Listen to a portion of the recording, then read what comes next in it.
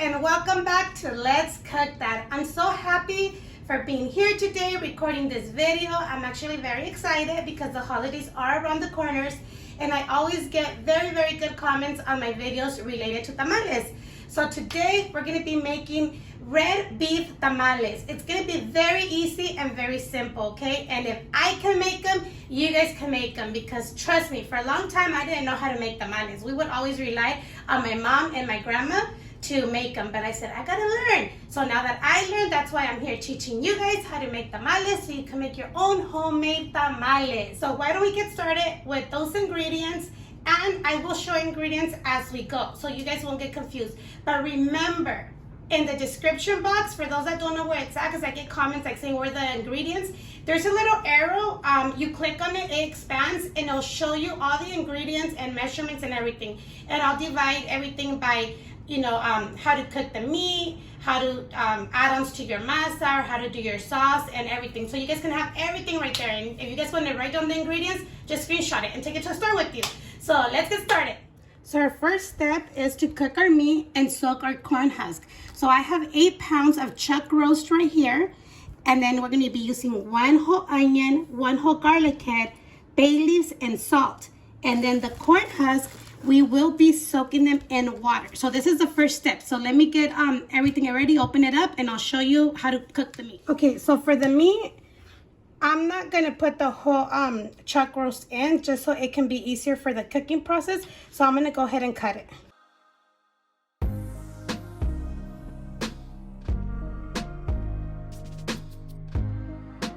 The onion, I'm going to go ahead and cut the end off. And then remove the skin.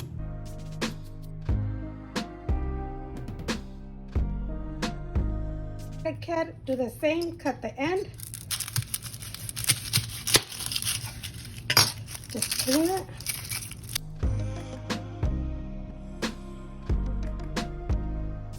So water, it's going to be enough to cover your meat. Try to leave it like 2 inches above. So now you're going to add your onion, your garlic head, bay leaves, tablespoon of salt. We will turn it on. You're going to leave it to what is called like medium to low. You're going to cover it up, and then when it starts getting all that foamy thing, we're going to go ahead and remove it, okay? So in the meantime, let's go ahead and let this come to a boil. Once it comes to a boil, we will reduce this the heat to low. So in the meantime that your meat's cooking, we're going to work on our corn husk. You're going to separate them, and you're going to put them in a big bowl. Or if you don't have a big bowl, clean your sink really good, disinfect it, and separate them. And we're going to submerge them in the water for at least 30 minutes, or until like a little bit before your meat's done cooking. The softer, the better.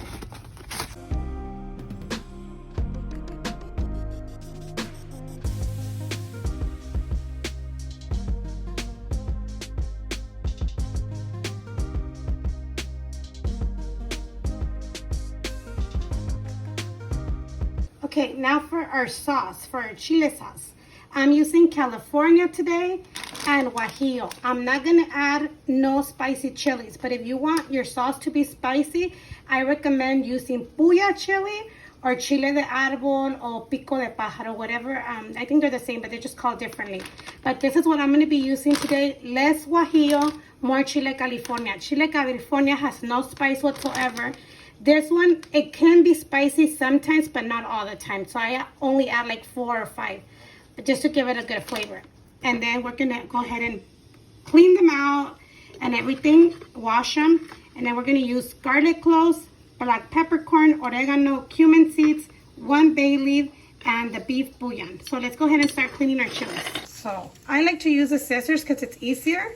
Let's cut the end, cut it. And then just clean them out. Take the little chili veins and the seeds out. And these chiles, we actually bought them at Costco. Right now, they actually have very good, nice chiles. When you buy chiles, try that they look soft. Try to get them that they don't look hard, because if they look hard, usually they have like mold inside. And these chiles are very good.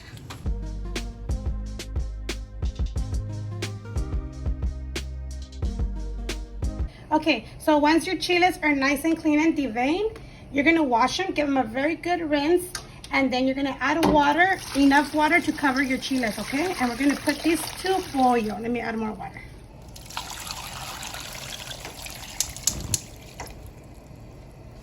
So the meat has been cooking for 45 minutes.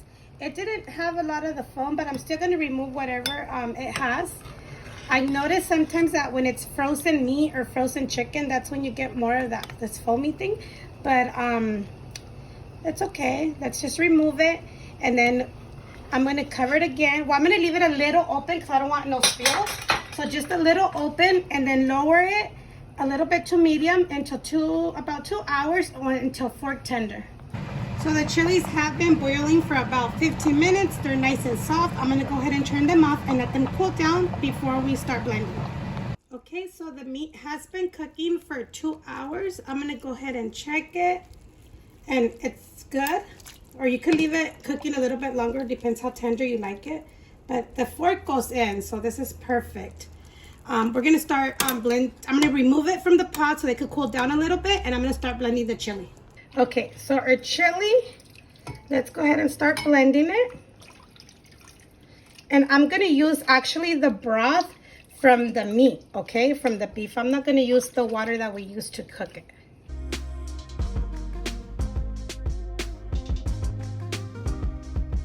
So I'm gonna blend it in 2 batches. So what I'm gonna do is just split my condiments, but in reality it doesn't really matter because then you're gonna mix everything together. But I like to keep on tasting it while I blend. So I'm gonna go ahead and add some of it. And then, well, of course, the beef bouillon. And the stock from your beef. Enough to cover it, okay? So you can blend it really good. So let's blend.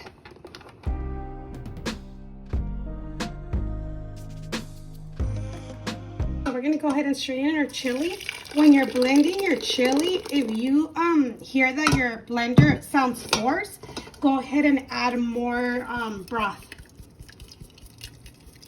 So once your chili is nice and blended, we're gonna set it aside and we're gonna start shredding our beef.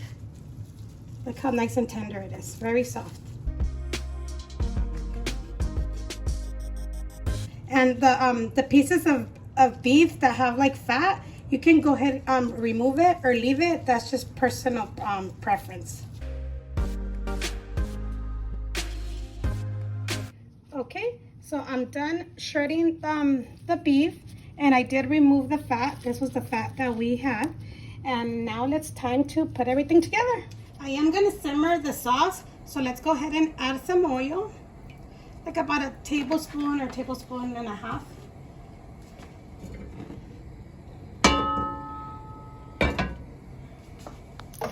Once the oil is hot, let's add your sauce.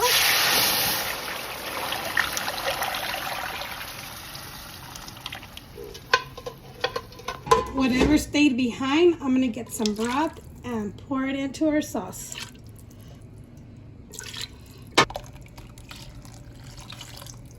So we're gonna let this simmer, and this time you're gonna taste it and see if it's good of salt, or else you add salt. For me, I feel like I need some. I'm gonna add some chicken bouillon, or you can add salt, whatever it's, you know, what you like. Then let's try it again until you like it. So let's try. For me, it's perfect and it's very delicious. But remember, that's to taste.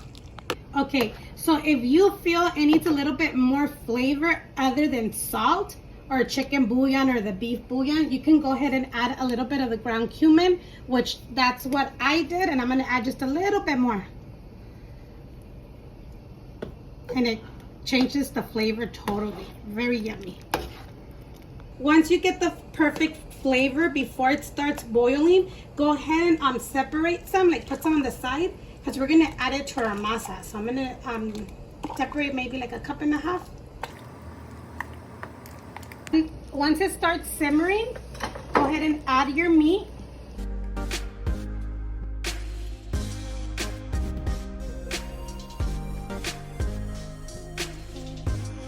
And you want want to make sure that when you do your sauce, you make like enough sauce. You make a lot.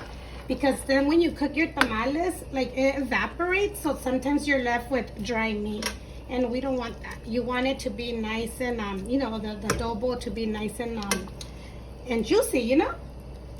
But como my grandma used to say, que quede bien moladito. Something like that. Okay. So, mira. Beautiful, you guys. I love this red color of the chile. Beautiful. Beautiful. I love it. I love the flavor too. So our meat, it's all ready. So we're going to let this cool down for a little bit while we go over to our masa. So I have my masa already in a bowl. And I bought the masa preparada para tamales, okay? So it's the prepared dough for tamales. When you buy it, make sure it looks like greasy, because if it looks dry, it's not gonna work. So make sure the back looks greasy. And this one, it's ready to go. It's ready to use. You know, you don't need to do nothing. You can use it like that. As you can see, it's very soft, so it'll be very easy to spread on your corn husk. What I'm gonna do is add 1 tablespoon of baking powder. It's gonna help the masa just become a little bit more fluffier. And the chile that we put aside, I'm gonna go ahead and add it. Or you don't have to add chile, you could leave it like that, but we like it with chile. You're gonna give it a good mix.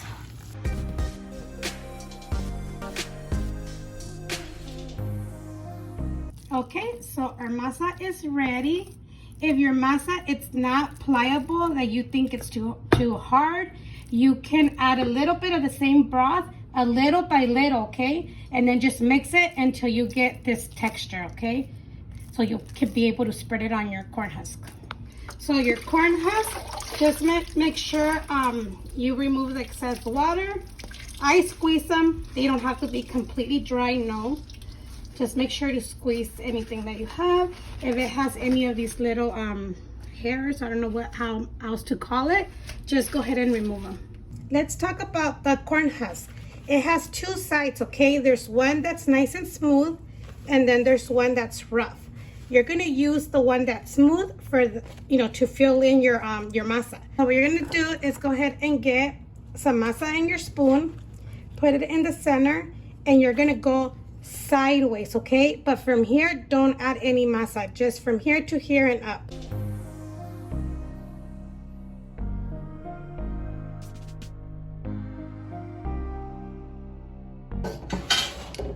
Then you're gonna get your meat and you're gonna put it in the center. And it's okay for it to have the sauce because that's what you want. You're gonna close it, you're gonna fold it, and then the top part, you're gonna pick it up. You're gonna place it on your wax paper, and they are these, the all-purpose dry wax paper. And then you're gonna get the end up this way, and then turn around, and make sure the top part stays up. So you're gonna get your steamer pot, and you're gonna add hot water to the line. I already added a little bit, so I'm gonna add more.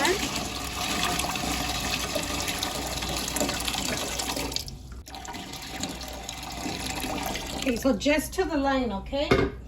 Okay, you guys, I was adding the tamales already, but I totally forgot we gotta add a little bit salt. I know a lot of people don't do this, but it actually helps so your tamales can stay with the flavor. So just add a little bit of salt into your water. Maybe like half a teaspoon or half a tablespoon. And then you're gonna put your steamer rack. Okay, right there. You could probably add a little bit more just to make sure it doesn't go over. And make sure it's hot water, okay? Don't boil your water first and then add your tamales, because then you could burn yourself when you're adding the tamales from the steam. So now that we added our water, you're gonna get your tamales, and the side where you can see the chile, so the part that's up, you're gonna start fixing them all around and then go to the middle. And then we'll count them to see how many we got.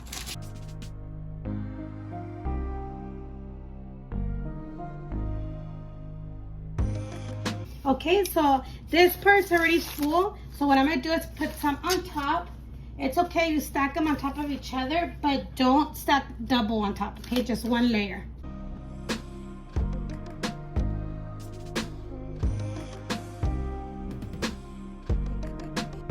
So with your extra corn husk, you're gonna go ahead and wrap it. Put it all on top.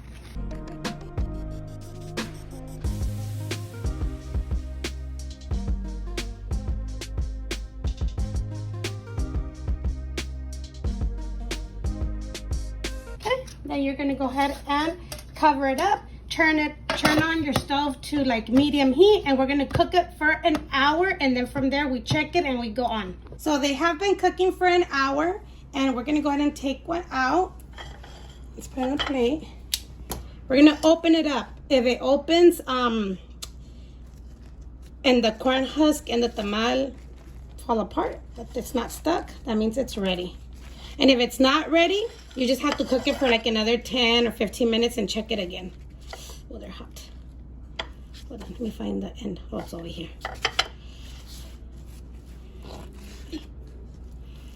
Oh yeah, they're ready. So this is our final result, and let me go ahead and show you the inside